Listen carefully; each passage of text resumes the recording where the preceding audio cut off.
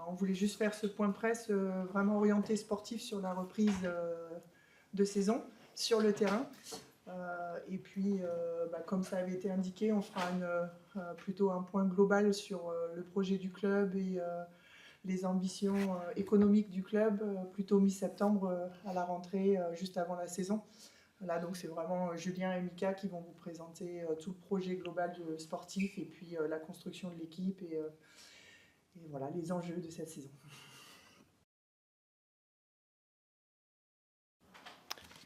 Ok, bon bonjour à tout le monde, merci d'être là.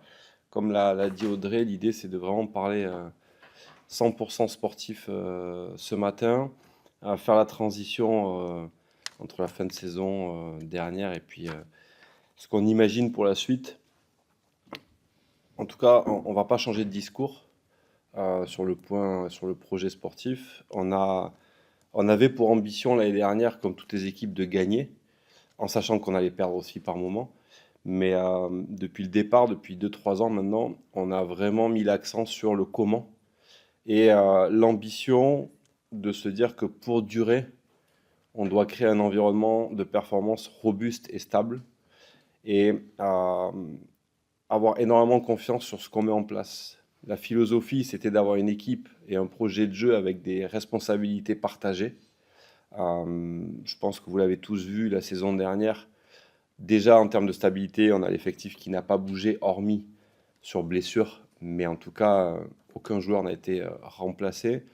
Tous les joueurs ont été responsabilisés à différents moments de la saison. On a eu un leader qui apparaissait en termes de scoring, mais par contre, globalement, si vous regardez les chiffres, tous les joueurs ont participé de manière très active au résultat. Donc ça, pour nous, c'est une fierté par rapport au projet.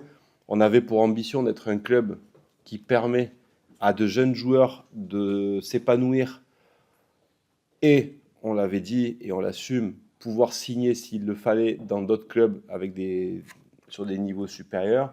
L'année dernière, on est quand même satisfait de l'évolution, par exemple, d'un joueur comme Fabio Milanese qui est arrivé de National 1 et puis qui a démontré toute sa capacité à performer et même sur certains matchs être ce fameux leader du jour qui nous a aidé à gagner.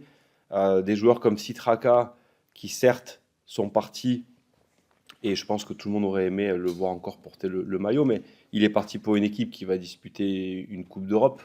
François Ouibo, on ne va pas revenir sur le sujet, qui part sur une opportunité américaine qu'on ne peut pas contrer, notamment d'un point de vue financier. Donc ça fait partie de nos réussites. Le coach a un discours en début d'année avec chaque joueur en entretien sur la volonté de faire progresser tous les joueurs. Et aujourd'hui, clairement, c'est aussi une satisfaction de voir que des joueurs américains comme Drew Tellwell vont aller disputer une Coupe d'Europe avec leur prochain club et de voir chaque année des joueurs qui, globalement, arrivent à stepper dans leur carrière. Et ça, c'est un projet assumé au sein du club. D'un point de vue général, je reviens sur la notion de stabilité. En fait, on veut que la performance soit robuste. C'est-à-dire qu'à un moment donné, on veut créer un environnement qui, au-delà de la victoire ou de la défaite, va rester concentré sur l'objectif, sur le comment on veut travailler. Et tout l'enjeu depuis 2 ans, c'est de structurer tout ça. Donc, cette année, il y a une évolution au sein du staff sportif aussi. Donc, on a Robin Hospitalier qui était en fin de contrat et qui est remplacé par Éric Lecomte, qui est un préparateur physique qui arrive de Saint-Quentin, qui a un parcours assez solide en Betclic. Il faut savoir qu'autour du staff, on a aussi des gens qui interviennent. On a un scout américain qui nous aide depuis 2 ans sur le recrutement. On a une psychologue préparatrice mentale qui intervient tout au long de la saison avec les joueurs, le staff, d'un point de vue individuel et collectif. On a rajouté cette année un data analyst, donc quelqu'un qui toute l'année à distance va travailler avec nous sur l'optimisation, la gestion, l'analyse des stats. Donc tout ça, en fait, c'est des choses qu'on ne voit pas, mais c'est ce qui, pour nous paraissent indispensables à la construction de ce projet robuste, au-delà du panier marqué, au-delà de ce qui se passe sur le terrain. L'idée, on ne va pas la changer pour cette année. On est monté, c'était l'objectif. Maintenant, l'objectif en termes de performance est de se stabiliser en première division. Pour ça, on ne va pas changer de stratégie. Bien évidemment, Mika vous le présentera après, on a des joueurs différents, mais le profil de jeu restera le même, l'identité de jeu restera le même. C'est une responsabilisation de tout le monde, la participation de tout le monde, et miser sur la force du collectif et non pas sur une ou deux individualités dans notre équipe. La montée de l'équipe pro entraîne aussi, de fait, une montée de l'équipe espoir, donc le centre de formation qui va jouer à un niveau supérieur. Et pour nous, c'est très important, parce que comme vous le savez, on a les U18 qui ont été champions de France la saison passée. À l'intérieur de cette équipe, on avait des jeunes joueurs que l'on a identifiés à haut potentiel pour intégrer notre équipe et notre projet. Donc le fait d'accompagner la montée va leur permettre en espoir de jouer sur un niveau supérieur. Et tout comme l'année dernière, Mika va intégrer au nombre de 5-6 jeunes dès la reprise sur les entraînements. Voilà. Et ça, pour nous, c'est très important. Ça va dans le sens de ce qu'on veut mettre en place. Voilà. Et j'ai oublié aussi une fierté, une satisfaction, c'est Teddy Risquet, je rappelle, à qui on avait proposé un contrat pro à la fois pour le récompenser et à la fois pour l'aider à obtenir son statut de JFL. Et la finalité, c'est qu'il a signé son premier contrat pro ailleurs, sur Toulouse.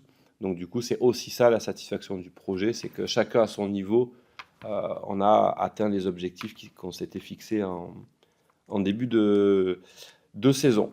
Donc d'un point de vue global, voilà ce que je peux vous dire sur le sportif. Je vais laisser Mika présenter l'effectif.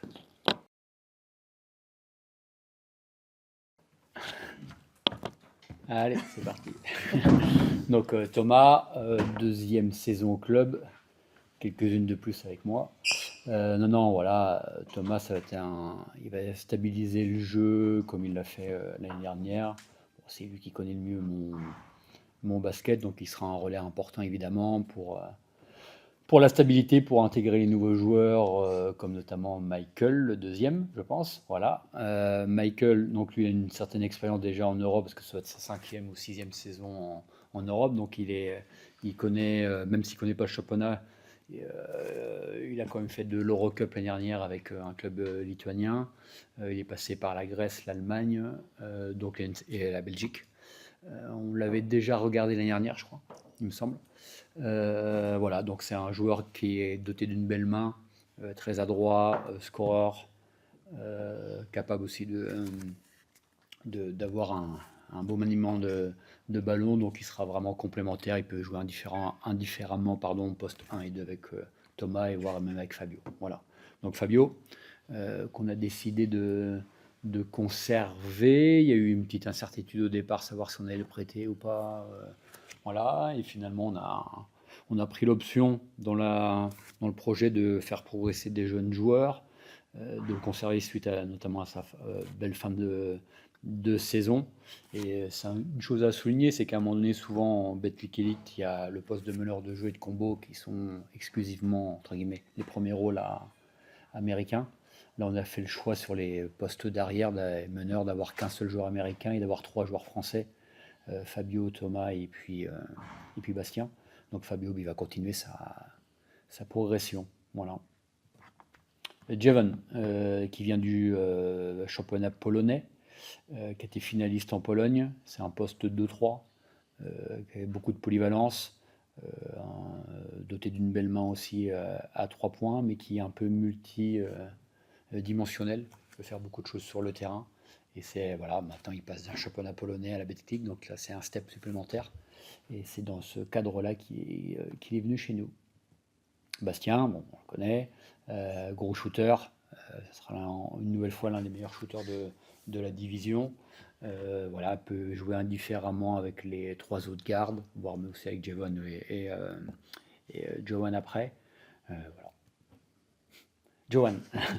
Johan, profil très athlétique, défenseur, pour l'instant une grosse qualité athlétique, doit encore progresser dans sa connaissance basket, mais il a fait une première saison satisfaisante dans le championnat belge à Charleroi, donc il y a complémentarité de Jevon à ce poste-là, même s'ils peuvent jouer aussi tous les deux.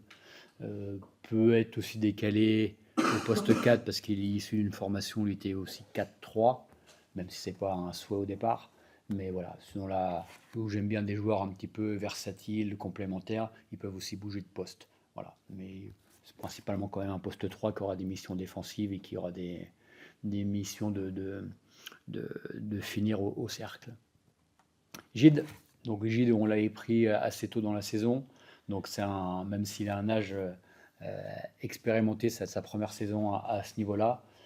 Gaucher, très adroit à 3 points, qui a prouvé au fur et à mesure en Pro B qu'il était capable d'élever son niveau de jeu avec un âge qui avançait.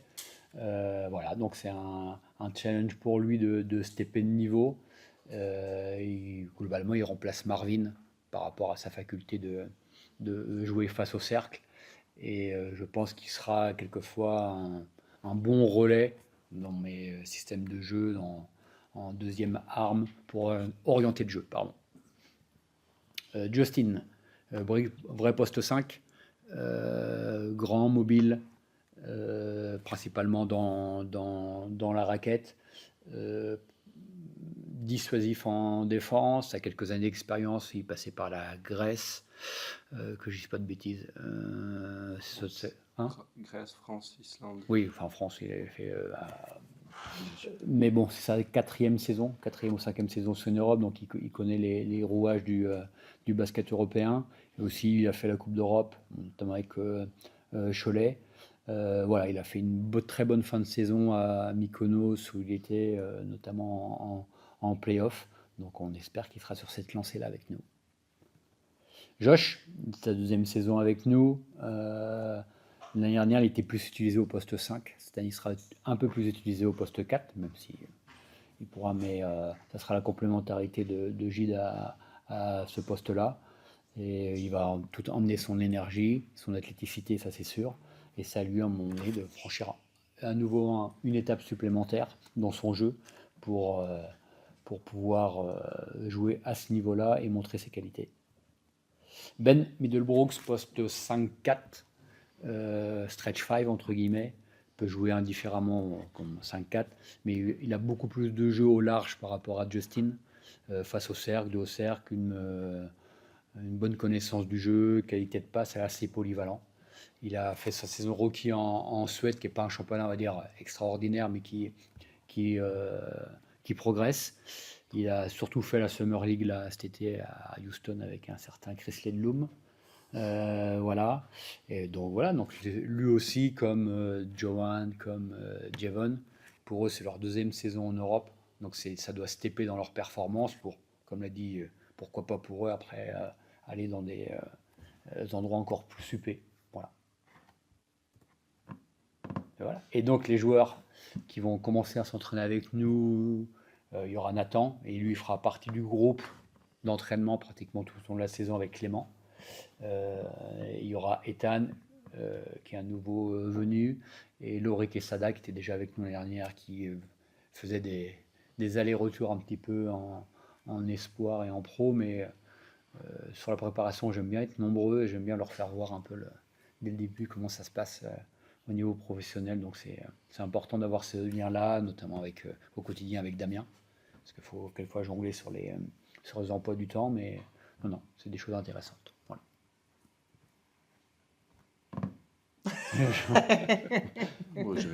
Il aime jouer des matchs aussi en préparation.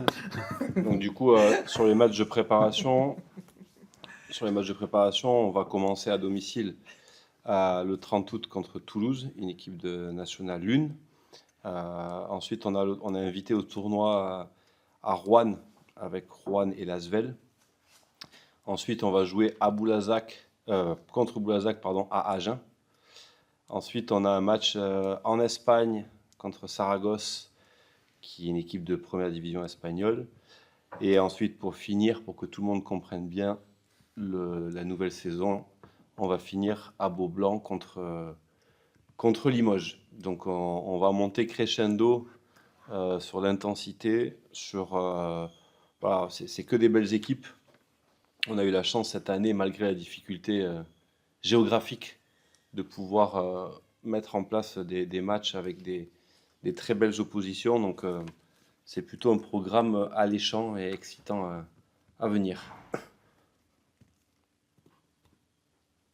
On vous a remis les 2 premières journées puisqu'on a eu confirmation de la Ligue sur la programmation, puisque cette année on est dépendant des équipes européennes et de la programmation télévisée, quelle qu'en soit la télé ou la chaîne, pour l'horaire et pour le jour de match. Donc on a un premier match à 20h30, donc on en avait parlé entre nous, ça montre aussi où on positionne les Lambéarnais dans le retour en Betclic.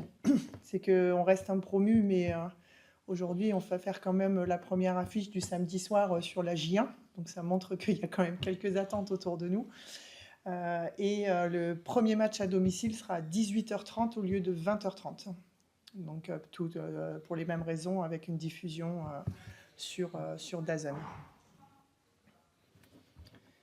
Julien ne l'a pas précisé, mais dans la stabilité et dans l'ambition, même si on ne rentre pas dans le détail des contrats, parce qu'on sait qu'aujourd'hui ça bouge très vite d'une année sur l'autre, quelles que soient les conditions contractuelles qu'on a signées, tous nos joueurs français sont en pluriannuel, du plus jeune au plus vieux. C'est aussi ça la stabilité du projet.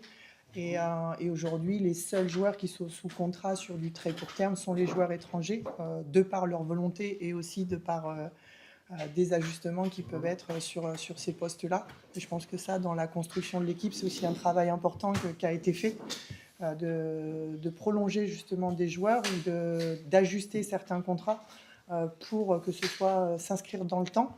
C'est important vis-à-vis des joueurs de montrer qu'effectivement c'est un projet gagnant-gagnant dans le développement individuel, mais il y a aussi une ambition portée dans les objectifs du club et que quelles que soient les décisions pour la suite, il y a quand même un contrat qui dictera certaines règles. Donc c'est une manière aussi pour le club de se protéger aujourd'hui de l'investissement qui est donné et du travail qui est donné au quotidien, d'exposition et de progression tout au long de l'année.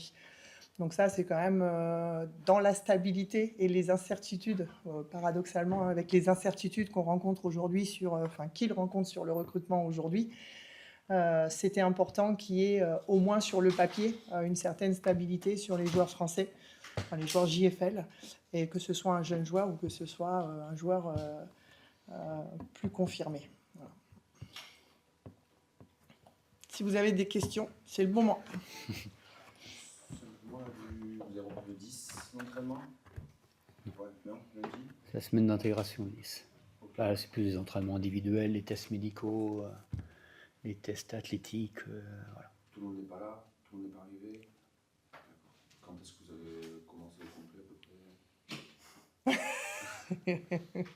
Non, mais en fait, il n'y a aucun secret. En fait, cet été, il y a eu une petite modification de réglementation nationale sur les obtentions des visas de travail, etc. Donc, en fait, ça rallonge un petit peu les arrivées par rapport aux autres saisons. Et en fait, on est tributaire. Chaque joueur fait une demande de visa à un endroit différent aux États-Unis. Et en fait, c'est des rythmes différents. Et étant donné qu'on a fini tard, on a un petit décalage normal dans le recrutement. Et en fait, les joueurs arrivent au compte-gouttes. Mais par contre, ils seront là très vite. On espère l'arrivée de 1 ou 2 joueurs ce week-end. Et l'idée, c'est qu'on s'adapte à la nouvelle problématique qui est la même pour tous les sports en France, tous les clubs cette saison. Voilà. Sur le plan du jeu, la Betclic Elite, qu'est-ce que ça change par rapport à la Pro B Beaucoup de choses. Le niveau change, le niveau athlétique, le niveau basket, la qualité des joueurs, la vitesse, tout. Mais après, ça reste du basket. Donc c'est juste stepper d'un niveau. On veut garder on veut être ambition dans le jeu, dans ce qu'on a proposé déjà les années passées. On veut continuer sur ce credo-là. Mais évidemment que le niveau est bien au-dessus que de la Pro B, surtout avec ce championnat. Je ne suis pas sûr que l'année prochaine, il y a un niveau de Betclic aussi fort. Voilà, c'est là. Je ne pense pas qu'il y aura de petits. Il y a beaucoup de clubs qui sont ambitieux. Donc ça va être hyper relevé, donc hyper excitant. Mais voilà, c'est une étape supplémentaire à franchir dans le club. Il y a eu la montée, maintenant c'est se stabiliser en Betclic.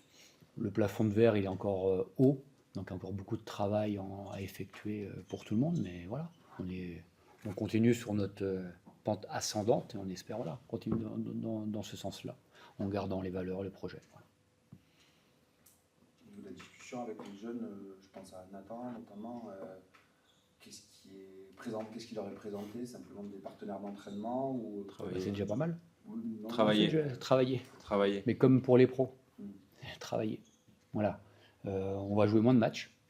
Il y a 8 matchs de moins, donc c'est énorme. Donc il y aura une dizaine de jours quelquefois entre 2 matchs, suivant la programmation télé. Donc évidemment qu'on a vendu notamment à tous les joueurs, que ce soit français, qui étaient déjà là, jeunes joueurs ou étrangers, du travail. Du travail pour progresser, du travail pour être ambitieux dans ce jeu-là en termes de jeu. On verra les résultats. Mais voilà, pour jouer avec notre identité. Et donc voilà, c'est la seule chose qu'on a promise à qui que ce soit, le travail.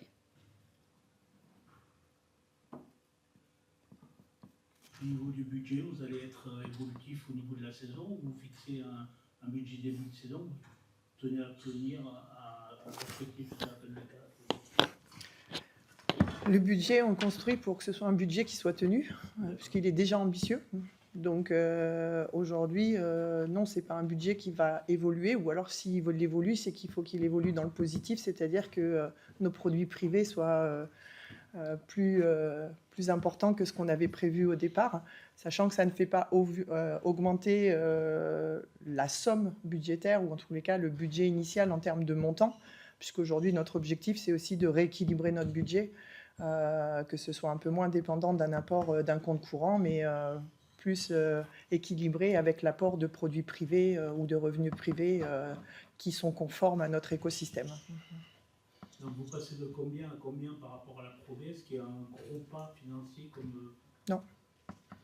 Il n'y a pas un gros pas financier, il y a une augmentation qui a été une augmentation souhaitée sur le sportif, parce qu'on ne peut pas dire que c'est un championnat qui est d'un niveau supérieur et présenter la même masse salariale. Mais aujourd'hui, l'ensemble de la structure a été construite pour se préparer pour la Betclic, que ce soit sur le terrain ou en dehors du terrain, avec toujours ce mot important qui est le mot vraiment central de l'ensemble de l'organisation, c'est la performance. Donc aujourd'hui, en termes d'effectifs ressources humaines, que ce soit n'importe quel service, on est staffé pour une Betclic, pour une Pro B, pour demain une Coupe d'Europe si on en a envie. Donc voilà, il n'y a pas d'augmentation aujourd'hui sur le papier. La différence, elle se fait, c'est 250 000 €, mais c'est fait surtout sur la masse salariale brute. Donc c'est pas une augmentation budgétaire impactante aujourd'hui, c'est surtout un rééquilibrage de la construction du budget. Un mot sur le palais, il va y avoir des nouveautés, est-ce que la jauge va augmenter? La jauge va augmenter, j'espère. C'est pas moi qui dicte si la jauge augmente ou pas. Il y a une augmentation naturelle sur une montée en Betclic. On a vraiment une dynamique très forte sur l'abonnement, que ce soit dans le renouvellement ou dans les nouveaux abonnés.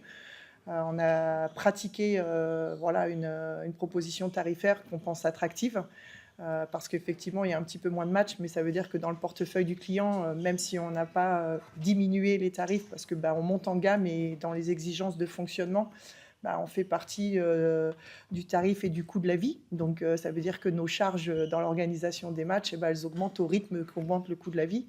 Donc aujourd'hui, on est sur un tarif qui est intéressant, qui est surtout orienté sur des cibles très spécifiques, que ce soit la famille ou que ce soit nos abonnés. Donc aujourd'hui, c'est ces gens-là qui ont été mis en avant et qui ont été privilégiés. Mais en tous les cas, oui, on espère une augmentation, bien évidemment, de l'affluence au Palais. On nous a attendus en Betclic, on y est, on a envie d'y rester. Donc on a vu l'impact que peut avoir le Palais quand il est plein et sur des matchs clés, des matchs intenses, des matchs importants. C'est simple, en Betclic, tous les matchs sont importants. Il y en a beaucoup moins, donc du coup, faut être bon tout le temps, ou le plus souvent. Donc oui, ce sera important d'être fort à domicile et que ce soit dans l'environnement ou sur le terrain. Vous partez sur un effectif complet des pros de combien de joueurs 10. Hein 10. 10. Plus les espoirs qui vont faire le va-et-vient entre. Exactement. C'est ce que tu avais souhaité ou Oui, hein Oui. Et sur ces 10, il y en a 6 de nouveaux, c'est ça? Oui, c'est ça.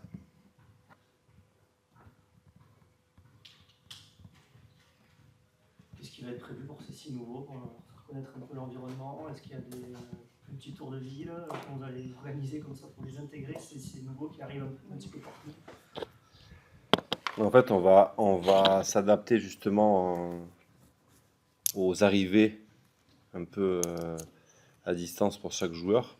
Et en fait, déjà, on a la chance, on a une stabilité d'effectif, on a des joueurs locaux. Il ne faut pas oublier Fabio Milanese, Bastien Pinault, c'est Tarbes, Marmande, Josh, qui est aussi bordelais, même si...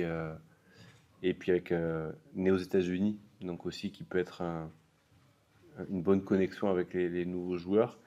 Et l'idée, c'est que petit à petit, entre ce qui est fait dans le palais des sports, le message envoyé par les anciens joueurs, la transmission de plein de choses, ça va y aller petit à petit. Et après, on organisera des temps dans la ville, ailleurs, pour justement petit à petit transmettre tout ça. Mais dans le travail qu'on fait avec Michael sur le recrutement, on essaie de cibler un maximum de joueurs qui sont déjà porteurs et qui ont déjà incarné les valeurs sur lesquelles on veut construire le groupe. Et durant nos visios, on a quand même une explication assez forte de qui on est, ce qu'on attend, l'histoire, les valeurs du club. Donc déjà, c'est quelque chose qui est déjà évoqué avant même la signature pour que les joueurs puissent savoir au maximum où est-ce qu'ils mettent les pieds. Et nous, vérifier qu'on a des joueurs qui partagent. Et moi, je fais mon petit test du restaurant à leur arrivée, voir un petit peu ceux qui sont ouverts à goûter les cœurs de canard. Voilà, mais je vous rassure, on mange des cœurs de canard, c'est vraiment que pour eux. Hein. C'est pas pour moi, c'est juste pour leur faire découvrir. C'est une politique interne, que ce soit n'importe quel salarié qui rentre dans le club. Alors c'est important bien évidemment sur les joueurs parce que finalement il faut les faire intégrer au projet de manière très courte et qu'ils comprennent très vite où ils sont. On est en collaboration avec l'Office du tourisme sur ces projets-là parce que c'est important justement pour nous qu'ils aient cette connaissance du territoire au-delà de la connaissance de l'élan béarnais. Et c'est important pour tous les salariés qui intègrent le projet. Donc en début de saison, il y a aujourd'hui une volonté. Alors cette année, c'est vrai que ce n'est pas programmé à date parce qu'on a besoin sur ces rendez-vous-là que tout le monde soit là. Parce que sinon, il faut le refaire 3-4 fois. Donc ça devient un peu chronophage et contraignant pour tous les entraînements que Mika veut caler en début de saison. Mais il y a une volonté d'avoir ces rassemblements qui sont vraiment internes à l'ensemble du projet pour cette appartenance et cette découverte de l'élan béarnais et du territoire. Est-ce qu'il y a déjà un joueur américain qui est arrivé parmi les nouveaux ou pas du tout? Ouais. Il y a Jevon Mogmer qui est arrivé il y a début de semaine. D'accord. Voilà. Lundi. Comment, parce que souvent il y a un problème de niveau physique, comment vous avez des garanties sur leur arrivée, leur niveau physique? Parce que des fois on a des Américains qui arrivent qui ne sont pas forcément au top physiquement. Ça, justement, la pré-saison, elle sert à ça. Pardon? La pré-saison, elle sert à ça. Oui, mais... on le verra quand ils seront là. Hein. On demande à des joueurs d'arriver déjà à un niveau physique par rapport à la reprise de l'entraînement. Oui, mais après, aujourd'hui, la plupart des joueurs continuent à jouer pendant l'été. D'accord. Sous forme de 3-3, ils ont beaucoup de pick-up game là-bas, etc. Donc, généralement, ils arrivent plutôt en forme. Puis le mec qui n'arrive pas en forme, tant pis pour lui, il en fera plus que les autres. Voilà. Donc, mais la pré-saison, elle sert à ça. Hein, voilà. Et c'est aussi pour ça qu'on a souhaité prendre des joueurs qui ont déjà joué en Europe, qui connaissent la différence entre le rythme NCAA sur les rythmes de prépa. Donc aujourd'hui, on a des joueurs qui savent qu'il faut arriver prêt. Et puis comme l'a dit Mika, c'est très rare. Et par contre, juste parce que j'aime bien mettre les choses, il n'y a pas que les Américains qui des fois peuvent arriver hors forme.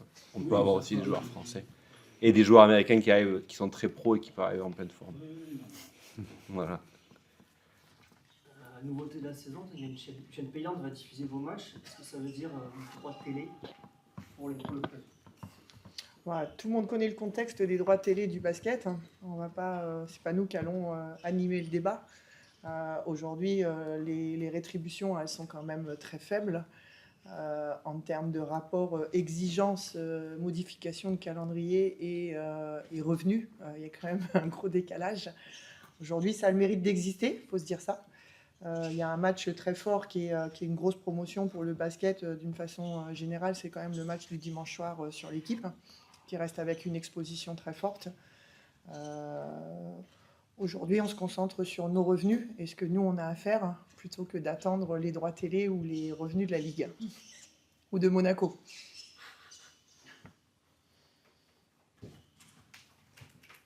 Est-ce que dans l'apport de la saison, le fait d'être remonté en Betclic vous fait revenir des partenaires ou vous fait arriver de nouveaux partenaires? On surfe sur une dynamique très positive. Il y a eu beaucoup d'expositions, il y a eu un engouement qui était très fort avec une performance sur le terrain à la fin. Donc forcément, ça a amené une atmosphère générale qui est très positive. On connaît quand même aujourd'hui les souffrances économiques de manière très large et pas que sur le territoire. Donc ça reste quand même un challenge. Aujourd'hui, il y avait une augmentation, je dirais, automatique sur des contrats pluriannuels avec une montée en Betclic. Mais aujourd'hui, c'est d'aller justement profiter et de surfer sur cette performance pour continuer à redévelopper notre partenariat privé. C'est un challenge et ça fait partie de nos enjeux sur la saison.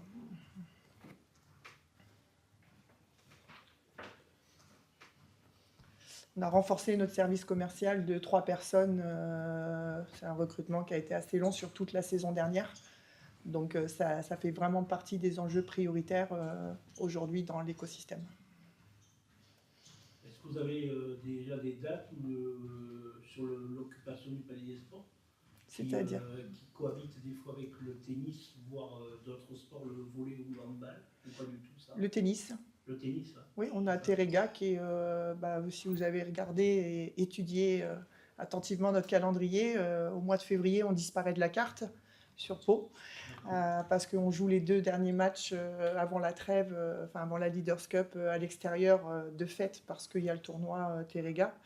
Et puis derrière, il y a la Leaders Cup et la fenêtre internationale. Donc sur tout le mois de février, on est à l'extérieur ou on est absent du territoire.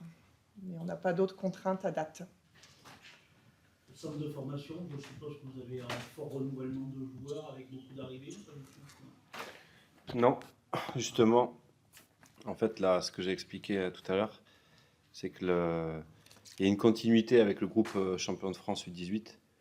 Et la volonté, c'est on a identifié des profils qui, pour nous, sont des joueurs susceptibles un jour de jouer sous les couleurs du Embernais.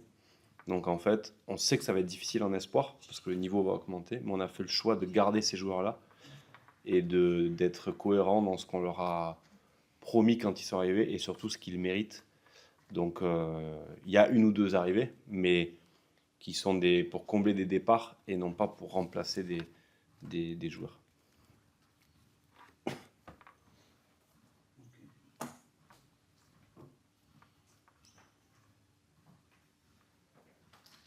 C'est bon? D'autres questions? Non? C'est bon? On vous a remis les contacts s'il y a besoin donc de Marilyn et Thomas, qui seront vos interlocuteurs privilégiés. Et donc, il y aura une invitation qui sera formulée pour une conférence avec la présence de Guillaume au 15 septembre. Et Thomas vous reprendra contact avec vous pour préciser tout ça. Merci à vous. Merci.